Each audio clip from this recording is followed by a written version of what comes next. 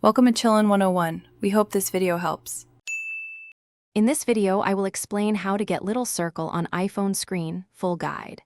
Go to Settings, tap Accessibility, choose Touch, then turn on Assistive Touch to show the floating circle immediately. You can tap the circle to access shortcuts, gestures, and device controls with one hand. I will guide you through customizing the icon, adding actions, and adjusting idle opacity so the circle blends in yet stays easy to use.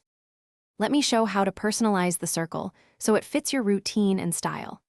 Open Assistive Touch settings, pick top-level menu, then add or replace icons with the actions you use most often.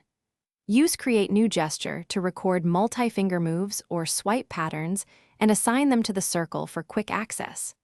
Adjust idle opacity and touch duration to balance visibility and accidental taps. If you're finding this video helpful, please subscribe and like to support more useful guides.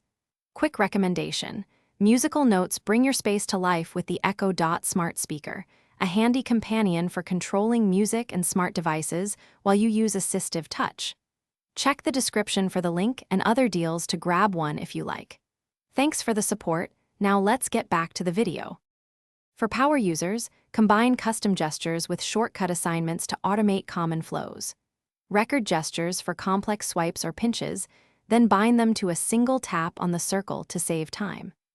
Try pairing Assistive Touch with reachability for easier one-handed control on larger screens. If you make a mistake, reset the top-level menu and start fresh with a simple, efficient setup that matches your daily habits. Thanks for watching. Consider subscribing if we helped you.